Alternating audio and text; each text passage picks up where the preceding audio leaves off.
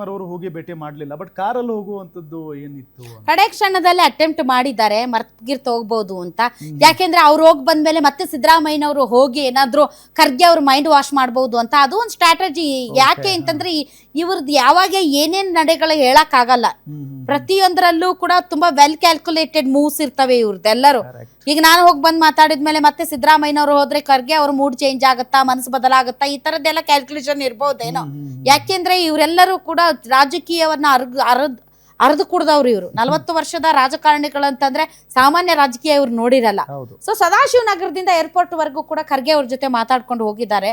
ಮಾತಾಡುವಾಗ ಅವ್ರು ಡೆಫಿನೆಟ್ಲಿ ತಮ್ದೇನಿದೆ ಅನ್ನೋದ್ರ ಬಗ್ಗೆ ಸ್ಪಷ್ಟವಾಗಿ ಅವ್ರ ಮಾಹಿತಿಯನ್ನ ಕೊಟ್ಟಿರ್ಬೋದು. ಇಲ್ಲ, ನಾನು ಪಕ್ಷಕ್ಕೋಸ್ಕರ ದುಡ್ದಿದ್ದೀನಿ, ನನ್ನ ತ್ಯಾಗ ತಮಗ್ ಗೊತ್ತಿದೆ, ನನ್ನ ಪಕ್ಷ ಸಂಘಟನೆಯ ಗೊತ್ತಿದೆ, ಕಳೆದ ಬಾರಿ ಚುನಾವಣೆಯಲ್ಲಿ ನಾನು ಯಾವ ರೀತಿ ಚಾಣಾಕ್ಷತನದಿಂದ ನಮ್ಮ ಪಕ್ಷವನ್ನು ಅಧಿಕಾರಕ್ಕೆ ತಂದಿದ್ದೀವಿ ಅನ್ನೋದು ತಮಗೆ ಗೊತ್ತಿದೆ. ತಾವು ಹೇಳಿದ ರೀತಿಯಲ್ಲಿ ನಾನು 2.5 ವರ್ಷ ತುಟಿಪಿಟಕ್ಕನ್ನದೆ ಕಾಯ್ಕೊಂಡು ಇದ್ರೋದು ತಮಗೆ ಗೊತ್ತಿದೆ. ಈಗ ಮಾಡದಿದ್ರೆ ಇನ್ಯಾವಾಗ? ನಾನು KPCC ಅಧ್ಯಕ್ಷನಾಗಿದ್ದೀನಿ, ಅಧ್ಯಕ್ಷರಾದವರು ಮುಖ್ಯಮಂತ್ರಿ ಆಗ್ತಾರೆ. ಪರಮೇಶ್ವರ್ ಅವರು ಕೂಡ ಅಧ್ಯಕ್ಷರಾಗಿದ್ರು, ಆದ್ರೆ ಅವ್ರು ಕೊರಟಗೆರೆಯಲ್ಲಿ ಸೋತದ್ರಿಂದ ಮುಖ್ಯಮಂತ್ರಿ ಆಗಬೇಕಾಯ್ತು ಸಿದ್ದರಾಮಯ್ಯನವರು. ನಾನೇ ಅಧ್ಯಕ್ಷ, ನನ್ನ ಒಂದು ಅಧ್ಯಕ್ಷತೆಯಲ್ಲಿ ಚುನಾವಣೆಯನ್ನ ಫೇಸ್ ಮಾಡಿದ್ದೀವಿ, ಗೆದ್ದಿದ್ದೀವಿ. ಹೀಗಾಗಿ ನೀವು ಕೊಟ್ಟ ಮಾತಿನಂತೆ ಅದನ್ನ ನಡೆಸಿಕೊಳ್ಳಬೇಕು. ನಾನು ಯಾವತ್ತೂ ಕೂಡ ಪಕ್ಷಕ್ಕೆ ವಿರೋಧವಾಗಿ ನಡ್ಕೊಂಡಿಲ್ಲ. ಎಷ್ಟೇ ಕಷ್ಟ ಬಂದ್ರು, ಏನೇ ಪರಿಸ್ಥಿತಿ ಬಂದ್ರು ಕೂಡ ನಾನು ಪಕ್ಷದ ಜೊತೆಗೆ ಇದೀನಿ. ದಯವಿಟ್ಟು ನನ್ನ ಈ ಒಂದು ವಿಚಾರವನ್ನ ತಾವು ರಾಹುಲ್ ಗಾಂಧಿ ಅವರಿಗೆ ಮನದಟ್ಟಾಗುವಂತೆ ಮಾತನಾಡಿ. ಇನ್ನು 2007ರಲ್ಲಿ ಕಾಂಗ್ರೆಸ್ಗೆ ಬಂದಂತ ಸಿದ್ದರಾಮಯ್ಯನವರು ಪಕ್ಷದಲ್ಲಿ ಎಲ್ಲ ಅನುಭವಿಸಿದ್ದಾರೆ. 2 ಬಾರಿ ವಿರೋಧ ಪಕ್ಷದ ನಾಯಕರಾಗಿದ್ದಾರೆ, 2 ಬಾರಿ ಮುಖ್ಯಮಂತ್ರಿ ಆಗಿದ್ದಾರೆ, ಕಾಂಗ್ರೆಸ್ ಮತ್ತು JDS ಮೈತ್ರಿ ಸರ್ಕಾರದಲ್ಲಿ ಸಮನ್ವಯ ಸಮಿತಿ ಅಧ್ಯಕ್ಷರಾಗಿದ್ದಾರೆ. ಪಕ್ಷ ಅವರಿಗೆ ಎಲ್ಲವನ್ನೂ ಕೊಟ್ಟಿದೆ. ನಾನು ಕೂಡ ಕಾಂಗ್ರೆಸ್ನ ಕಟ್ಟಾಳು, ನಾನು ಶ್ರಮಿಸಿದ್ದೇನೆ, ನನಗೂ ಪ್ರತಿಫಲ ಬೇಕು. ಈಗಲ್ಲದಿದ್ದರೆ ಮತ್ತೆ ಆವಾಗ ದಯವಿಟ್ಟು ನನ್ನ ಬಗ್ಗೆ ಮಾತನಾಡಿ, ಆದಷ್ಟು ಬೇಗ ರಾಹುಲ್ ಗಾಂಧಿ ಅವರಿಗೆ ಮನವರಿಕೆ ಮಾಡಿಕೊಡಿ ಅಂತ ಖರ್ಗೆ ಅವರಿಗೆ DK ಶಿವಕುಮಾರ್ ಅವರು ಮನವರಿಕೆ ಮಾಡಿಕೊಟ್ಟಿದ್ದಾರೆ. ಆಮೇಲೆ ಇನ್ನೊಂದು ವಿಚಾರ, ರಾಹುಲ್ ಗಾಂಧಿ ಅವರಿಗೆ ಗೊತ್ತಿಲ್ಲದೆ ಏನಿಲ್ಲ DK ಶಿವಕುಮಾರ್ ಅವರು ಏನು, ಅವ್ರ ಕೆಪಾಸಿಟಿ ಏನು ಮತ್ತು ಪಕ್ಷಕ್ಕೋಸ್ಕರ ಅವ್ರು ಮಾಡಿರೋದು ಏನು. ಈ ಕಡೆ ಸಿದ್ದರಾಮಯ್ಯನವರೇನು, ಸಿದ್ದರಾಮಯ್ಯನವರ ಆ ಒಂದು ನಾಯಕತ್ವದ ಗುಣ ಏನು, ಎಲೆಕ್ಷನ್ ಟೈಮ್ ಅಲ್ಲಿ PAN Karnataka vote pulling capacity ಏನು, ಇಡೀ ರಾಷ್ಟ್ರಾದ್ಯಂತ ಈಗ ಅಹಿಂದ ನಾಯಕ ಮತ್ತು ಅಹಿಂದ ವಿಚಾರ ಯಾವ ರೀತಿ ತುಂಬಾ ಮುನ್ನೆಲೆಗೆ ಬಂದಿದೆ ಆಫ್ಟರ್ ಬಿಹಾರ್ ಎಲೆಕ್ಷನ್. ಸೊ ಒಬ್ಬ ಅಹಿಂದ ಲೀಡರ್ ಅನ್ನ ಕೆಣಕೋದು, ಅಹಿಂದ ಲೀಡರ್ ಅನ್ನ ಬದಲಾವಣೆ ಮಾಡೋದು, ಮತಗಳ ಹಿತದೃಷ್ಟಿಯಿಂದಲೂ ಕೂಡ ಯಾವ ರೀತಿ ಇದು ಕರೆಕ್ಟ್ ಮೂವ್ ಆಗುತ್ತೆ ಅಥವಾ ತಪ್ಪಾಗತ್ತಾ, ಇದ್ರ ಬಗ್ಗೆ ರಾಹುಲ್ ಗಾಂಧಿ ಅವರಿಗೆ ಮತ್ತು ಹೈಕಮಾಂಡ್ಗೆ ತುಂಬಾ ಚೆನ್ನಾಗಿ ಗೊತ್ತಿದೆ. ಅದಕ್ಕೆ ಅವ್ರು ಡಿಲೇ ಮಾಡ್ತಾ ಇರೋದು. ಅವ್ರೇನ್ ಸುಮ್ನೆ ರಾಜ್ಯದ ಜನ ಹೊಯ್ಕೋತಿರಲ್ಲ, ನಮ್ಮ ಪಾಡಿಗೆ ನಾವು ಸುಮ್ನೆ ಇರ್ತೀವಿ ಅಂತ ಅಲ್ಲ, ಅವ್ರಿಗೂ ಜವಾಬ್ದಾರಿ ಇರುತ್ತೆ. ಯಾಕೆ ಅಂದ್ರೆ ಇವತ್ತು ನಿನ್ನೆ ಹೈಕಮಾಂಡ್ ಅಲ್ಲ, ಇದು ಬಹಳ ಇತಿಹಾಸ ಇರುವಂತಹ ಹೈಕಮಾಂಡ್. ಅದು ಬಹಳಷ್ಟರಿ ಲೋ ಕಮಾಂಡ್ ಆಗಿದೆ, ಮತ್ತೆ ಹೈಕಮಾಂಡ್ ಆಗಿದೆ. ಏರ್ಪೋರ್ಟ್ಗಳಲ್ಲಿ ಮುಖ್ಯಮಂತ್ರಿಗಳನ್ನ ಬದಲಾವಣೆ ಮಾಡಿದ್ದಾರೆ, ಲಕೋಟೆಯಲ್ಲಿ ಚೀಟಿಯಲ್ಲಿ ಬರೆದು ಇವ್ರು ಮುಖ್ಯಮಂತ್ರಿ ಆಗ್ಬೇಕು ಅಂತ ಹೇಳಿ ಕಳಿಸಿದ್ದಾರೆ. ಎಲ್ಲ ಇದೆ, ಇತಿಹಾಸ ಇದೆ. ಆದ್ರೆ ಸದ್ಯದ ಬದಲಾದ ರಾಜಕೀಯ ಪರಿಸ್ಥಿತಿಯಲ್ಲಿ ತೆಗೆದುಕೊಳ್ಳಬಹುದಾದಂತಹ ನಿರ್ಧಾರಗಳು ಪಕ್ಷದ ಮೇಲೆ ಯಾವ ರೀತಿ ಪರಿಣಾಮ ಬೀರುತ್ತೆ ಅನ್ನೋ ವಿಚಾರದಲ್ಲಿ ಕ್ಯಾಲ್ಕುಲೇಷನ್ ಮಾಡ್ತಾ ಇದೆ.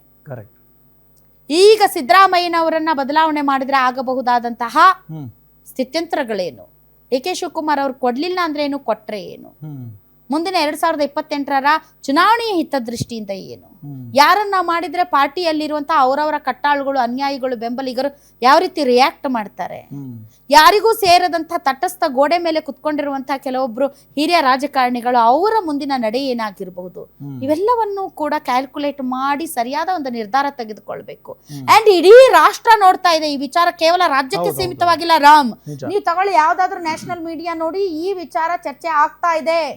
ಕರ್ನಾಟಕದ ರಾಜಕೀಯ ಬಿಕ್ಕಟ್ಟಿನ ವಿಚಾರ ಇಡೀ ರಾಷ್ಟ್ರಾದ್ಯಂತ ಚರ್ಚೆ ಆಗ್ತಾ ಇದೆ. After Bihar election Congress high command ನಿಜಕ್ಕೂ ಕೂಡ ವೀಕ್ ಆಗಿದೆಯಾ, ಇನ್ನೂ ಕೂಡ ಸ್ಟ್ರಾಂಗ್ ಆಗಿ ಇದೆಯಾ, ಯಾವ ರೀತಿ ನಿರ್ಧಾರ ತೆಗೆದುಕೊಳ್ತಾರೆ? ಯಾಕೆ ಅಂತಂದ್ರೆ ಈ ನಿರ್ಧಾರ ಏನಿದೆ ಇದು ಕರ್ನಾಟಕದ ಪಾಲಿಗೆ ಒಂದು ಐತಿಹಾಸಿಕ ನಿರ್ಧಾರ. ಮುಂದಿನ ದಿನಗಳಲ್ಲಿ ಹೀಗೊಂದು ಸಮಸ್ಯೆ ಎದುರಾಗಿತ್ತು, ಇದನ್ನ ರಾಹುಲ್ ಗಾಂಧಿ ಅವರು ಇಷ್ಟು ಚೆನ್ನಾಗಿ ನಿಭಾಯಿಸಿದ್ರು ಅಂತ ಇತಿಹಾಸದಲ್ಲಿ ಮಾತಾಡಿಕೊಳ್ಳಬಹುದಾದಂತಹ ಒಂದು ಇದು ರಾಜಕೀಯವಾದಂತಹ ಬೆಳವಣಿಗೆ. ಆದ್ದರಿಂದ ಇಡೀ ರಾಷ್ಟ್ರ ಈ ಒಂದು ವಿಚಾರದಲ್ಲಿ ಯಾವ ರೀತಿಯಾದಂತಹ ಮುಲಾಮನ ಹಚ್ತಾರೆ ರಾಹುಲ್ ಗಾಂಧಿ ಅವರು ಅಂತ ಎದುರು ನೋಡ್ತಾ ಇದ್ದಾರೆ. ಯಾವ ರೀತಿಯಾದಂತಹ ಫರ್ಮ್ ಡಿಸಿಷನ್ ತಗೊಳ್ತಾರೆ ರಾಹುಲ್ ಗಾಂಧಿ ಅವರು ಅನ್ನೋದನ್ನ ರಾಷ್ಟ್ರ ಎದುರು ನೋಡ್ತಾ ಇದೆ. ನಿಜಕ್ಕೂ ಇವರಿಗೆ ಆ ತರದ ಪವರ್ಫುಲ್ ಡಿಸಿಷನ್ ಮೇಕಿಂಗ್ ಕೆಪಾಸಿಟಿ ಇದೆಯಾ ಅಂತ ರಾಷ್ಟ್ರದ ಜನ ಎದುರು ನೋಡ್ತಾ ಇದ್ದಾರೆ. ಇವರು ತೆಗೆದುಕೊಳ್ಳಬಹುದಾದಂತಹ ನಿರ್ಧಾರ ಯಾವ ರೀತಿ ಡಿ ಕೆ ಶಿವಕುಮಾರ್ ಮತ್ತು ಸಿದ್ದರಾಮಯ್ಯನವರು ಒಪ್ಪಿಕೊಳ್ತಾರೆ, ಯಾವುದೇ ರೀತಿಯಾದಂತಹ ತೊಂದರೆ ಆಗದ ಹಾಗೆ ಸುಸೂತ್ರವಾಗಿ ಬಹುಮತದಿಂದ ಬಂದಂತಹ ಕಾಂಗ್ರೆಸ್ ಪಕ್ಷ ಆಡಳಿತವನ್ನ ಹೇಗೆ ನಿಭಾಯಿಸುತ್ತೆ ಮುಂದಿನ ದಿನಗಳಲ್ಲಿ ಅಂತ ಬಹಳ ಕ್ಯೂರಿಯಾಸಿಟಿ ಕಣ್ಣಿನಿಂದ ಇಡೀ ರಾಷ್ಟ್ರ ನೋಡ್ತಾ ಇದೆ. ಹೌದು, ಇದು ಕೇವಲ ಡಿ ಕೆ ಶಿವಕುಮಾರ್ ಅಥವಾ ಸಿದ್ದರಾಮಯ್ಯನವರಿಗೆ ಸತ್ವ ಪರೀಕ್ಷೆ ಅಲ್ಲ, ಇದು ಸ್ವತಃ ರಾಹುಲ್ ಗಾಂಧಿ ಅವರು ಮತ್ತು ಮಲ್ಲಿಕಾರ್ಜುನ್ ಖರ್ಗೆ ಅವ್ರಿಗೂ ಕೂಡ ಒಂದು ಸತ್ವ ಪರೀಕ್ಷೆ. ಈ ಇಕ್ಕಟ್ಟಿನ ಪರಿಸ್ಥಿತಿಯನ್ನ ಯಾವ ರೀತಿ ನಿಭಾಯಿಸ್ತಾರೆ, ಯಾವ ರೀತಿಯಾದಂತಹ ಪವರ್ಫುಲ್ ಡಿಸಿಷನ್ ತಗೊಳ್ತಾರೆ, ಆ ಮೂಲಕ ಇಡೀ ರಾಷ್ಟ್ರಾದ್ಯಂತ ರಾಹುಲ್ ಗಾಂಧಿ ಅವರು as he is a seasoned politician, ಅವರು ಒಬ್ಬ ಮೆಚ್ಯೂರ್ಡ್ ಪೊಲಿಟಿಷಿಯನ್. ಟ್ರಬಲ್ಸ್ ಬಂದಾಗ ಟ್ರಬಲ್ಸ್ ಅನ್ನ ಶೂಟ್ ಮಾಡುವಂತಹ ಕೆಪಾಸಿಟಿ ಇರುವಂತಹ ಲೀಡರ್ ಅಂತ ತಮ್ಮನ್ನ ತಾವು ಹೇಗೆ ಪ್ರೂವ್ ಮಾಡ್ಕೊಳ್ತಾರೆ ಅಂತ ಇಡೀ ರಾಷ್ಟ್ರದ ಜನ ನೋಡ್ತಾ ಇರೋದ್ರಿಂದ, ಮತ್ತು ಇದನ್ನ ಬಿಟ್ಟಷ್ಟು ಇದು ಕೆಟ್ಟ ಹೆಸರು ಅನ್ನೋದು ಕೂಡ ಇವ್ರಿಗೆ ತುಂಬಾ ಚೆನ್ನಾಗಿ ಗೊತ್ತಿದೆ. ಇದನ್ನ ಹಿಂಗೆ ಬಿಡಕ್ ಆಗಲ್ಲ ಅನ್ನೋದು ಅವ್ರಿಗೆ ಗೊತ್ತಿದೆ. ಸೊ ಇದು ಕ್ಲೈಮ್ಯಾಕ್ಸ್ ಹಂತಕ್ಕೆ ಸದ್ಯಕ್ಕೆ ಬಂದು ನಿಂತಿದೆ. ಆಲ್ ರೈಟ್, ನೆಕ್ಸ್ಟ್ ಸ್ಟೋರಿಗೆ. ಇನ್ನು ಡಿಸಿಎಂ ಡಿ ಕೆ ಶಿವಕುಮಾರ್ ಅವರು ಕೊನೆಗೂ ಅಧಿಕಾರ ಹಸ್ತಾಂತರದ ಗುಟ್ಟು ಬಿಚ್ಚಿಟ್ಟಿದ್ದಾರೆ. ಕನಕಪುರದಲ್ಲಿ ಮಾತನಾಡಿದ ಅವರು, ಸಿಎಂ ಸ್ಥಾನ ಹಸ್ತಾಂತರ 5-6 ಜನರ ಗುಟ್ಟಿನ ವಿಚಾರ. ಕಾಂಗ್ರೆಸ್ ಪಕ್ಷಕ್ಕೆ ಮುಜುಗರ ತರುವುದಕ್ಕೆ ನನಗಿಷ್ಟ ಇಲ್ಲ. ಪಕ್ಷ ಇದ್ರೆ ನಾವೆಲ್ಲ ಪಕ್ಷವನ್ನ ನಾನು ವೀಕ್ ಮಾಡೋದಿಲ್ಲ. ಸಿದ್ದರಾಮಯ್ಯ ಬಜೆಟ್ ಮಂಡಿಸ್ತೇನೆ ಅಂದಿದ್ದಾರೆ, ಮಂಡಿಸಲಿ. ಅವರು ವಿಪಕ್ಷ ನಾಯಕರಾಗಿಯೂ ಕೆಲಸ ಮಾಡಿದ್ದಾರೆ, ಕಾಂಗ್ರೆಸ್ ಪಕ್ಷಕ್ಕಾಗಿ ಕೂಡ ದುಡಿದಿದ್ದಾರೆ. ಎಲ್ಲಿ ಶ್ರಮ ಇದೆಯೋ ಅಲ್ಲಿ ಫಲ ಇದೆ ಅಂತ DKಶಿ ಹೇಳಿದ್ದಾರೆ. ಫೈನಲ್ ಆಗುತ್ತೆ ಅದು ನನಗೆ ಗೊತ್ತಿಲ್ಲಪ್ಪ, ನಾನೇನು ಕೇಳಿಲ್ಲ. ನನಗೆ ಚೀಫ್ ಮಿನಿಸ್ಟರ್ ಮಾಡಿ ಅಂತಲೂ ಇದು ನಮ್ಮ 5-6 ಜನದ ಗುಟ್ಟಿನ ವ್ಯಾಪಾರ. ನಾನು ಇದನ್ನ ಬೈರೋಂಗ ನಾನು ಮಾತಾಡೋದು. ನಾನು ನಂಬಿರೋದು ನಮ್ಮ ಆತ್ಮಸಾಕ್ಷಿ. ನಮ್ಮ ಆತ್ಮಸಾಕ್ಷಿಲಿ ನಾವೆಲ್ಲ ಕೆಲಸ ಮಾಡಬೇಕು. ನನಗೆ ಪಕ್ಷಕ್ಕೆ ಯಾವ ಥರದ ಮುಜುಗರ ತರಕ್ಕೂ ನನಗೆ ಇಷ್ಟ ಇಲ್ಲ. ಪಕ್ಷನ ವೀಕ್ ಮಾಡೋಕ್ಕೂ ನನಗೆ ಇಷ್ಟ ಇಲ್ಲ. ಪಕ್ಷ ಇದ್ರೆ ನಾವು, ಕಾರ್ಯಕರ್ತಿದ್ರೆ ನಾವು. ಸೊ ನಮ್ಮ ನಾಯಕರುಗಳು, ನಮ್ಮ CM ಹೇಳಿದ್ದಾರೆ, ಅವರು ಹಿರಿಯರು, ಅವ್ರು ನಮ್ಮ ಪಕ್ಷಕ್ಕೆ ಒಂದು ದೊಡ್ಡ ಆಸ್ತಿ. ಅವ್ರಿಗೂ ನಾವು 7 ವರ್ಷ ಈಗಾಗಲೇ ಮುಗಿಸಿದ್ದಾರೆ. ಇನ್ನು ನೆಕ್ಸ್ಟ್ ಬಜೆಟು ಮಾಡಿಸ್ತೀನಿ ಅಂತ ಹೇಳ್ತಾರೆ. ಭಾಳ ಸಂತೋಷ. ಅಪೋಸಿಷನ್ ಲೀಡರ್ ಆಗಿದ್ದಾರೆ, ಅವರು ದುಡಿದಿದ್ದಾರೆ, ಅವರು ಪಕ್ಷ ಕಟ್ಟಿದ್ದಾರೆ. ಸೊ ನಾವೆಲ್ಲ ಸೇರಿ ಮುಂದಕ್ಕೆ 28 ಗುರಿ ನೋಡಿ 29 ಗುರಿ ನಾವು ನೋಡಬೇಕು. ಮೇಡಮ್, ಇದೇನಿದು ಗುಟ್ಟಿನ ವ್ಯಾಪಾರ ಅಂತೆಲ್ಲ ಮಾತಾಡ್ತಿದ್ದಾರೆ DK ಶಿವಕುಮಾರ್? ವ್ಯಾಪಾರ ಅಂದ್ರೆ ಏನು? ಕೊಟ್ಟು ತಗೊಳ್ಳೋದು. ಹೌದು.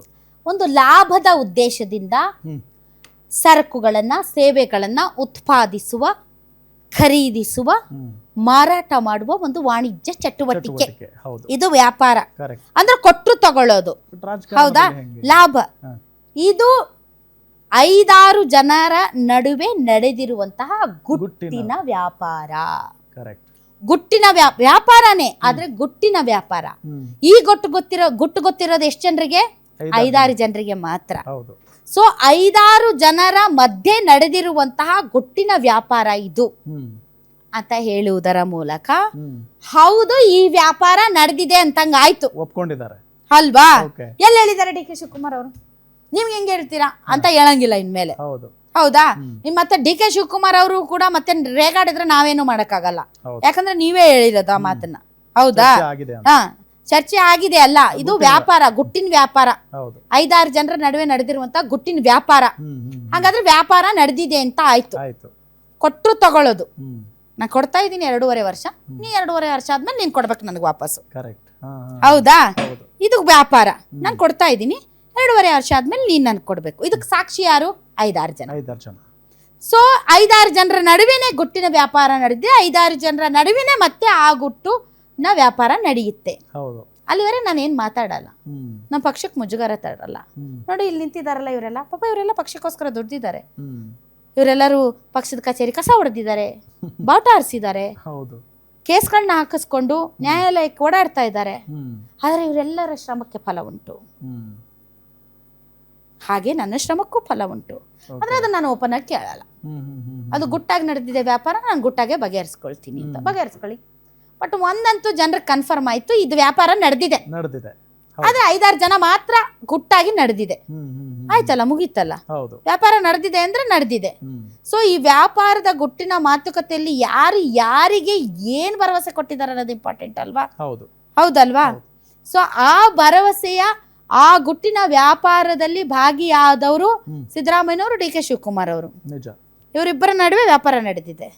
ಆ ವ್ಯಾಪಾರಕ್ಕೆ ಕೊಟ್ಟ ಮಾತಿಗೆ ತಕ್ಕಂತೆ ಈಗ ನಡ್ಕೋಬೇಕು. ಹ್ಮ್ ಅದು ನಡ್ಕೋತಾರ ಇಲ್ವಾ? ಹ್ಮ್ ಅದೇ ಈಗಿರೋ ಪ್ರಶ್ನೆ, ಹೌದು. ಹೌದಲ್ವಾ? Yes. ಬಟ್ ಈ ಗುಟ್ಟಿನ ವ್ಯಾಪಾರ ಗುಟ್ಟಾಗಿ ಉಳಿದಿಲ್ಲ ಅಷ್ಟೇ, ಹ್ಮ್ ಗುಟ್ಟು ರಟ್ಟಾಗಿದೆ. ಯಾವಾಗ್ಲೂ ಆಗ್ಬಿಡ್ತು ಅಂತ. ಗುಟ್ಟು ರಟ್ಟಾಗಿದೆ. ಹ್ಮ್ ಆ ಗುಟ್ಟು ಈಗ ಹಾದಿ ಬೀದಿಯಲ್ಲಿ ಚರ್ಚೆ ಆಗ್ತಾ ಇದೆ. ಹೌದು. ನೀವ್ ಅನ್ಕೊಂಡಿರ್ಬೋದು ಅದು ಗುಟ್ಟು ಅಂತ, ಹ್ಮ್ ಅದು ಗುಟ್ಟಾಗಿ ಉಳಿದಿಲ್ಲ. ಉಳ್ದಿಲ್ಲ. ಗುಟ್ಟನ್ನ ನೀವೇ ರಟ್ಟು ಮಾಡಿದ್ದೀರಿ. ನಿಜ. ಹೀಗಾಗಿ ಜನ ಕೇಳ್ತಾ ಇದ್ದಾರೆ ಹ್ಮ್ ಏನದು ವ್ಯಾಪಾರ ಅಂತ. ಹೌದು. ಸೊ ಆ ವ್ಯಾಪಾರದ ಪ್ರತಿಫಲ ನೀವು ಕೇಳ್ತಾ ಇದ್ದೀರಾ. ಹ್ಮ್ ಹಾಗಾಗಿ ಈ ವಿಚಾರ ದೊಡ್ಡದಾಗಿದೆ. ಹ್ಮ್ ಸೆಟಲ್ಮೆಂಟ್ ಮಾಡಿ, ನೀವು ವ್ಯಾಪಾರ ಹ್ಮ್ ಕುದುರಿಸಿ ಜನರಿಗೆ ಒಂದು ಸ್ವಲ್ಪ ನಿರಾಳ ಮಾಡಿ. ಯಾರು ಬೇಡ ಅಂದ್ರು? ಹ್ಮ್ ನಾನು ಕೇಳ್ಕೊತೀನಿ ಅಂತ ಬೇರೆದೆಲ್ಲ ಮಾಡ್ತಾ ಹ್ಮ್ ನೋಡೋಣ ಏನಾಗುತ್ತೆ ಅಂತ. ಒಂದು ಬ್ರೇಕ್ ತಗೊಳ್ಳೋಣವಾ? Yes, ma'am. ಓಕೆ.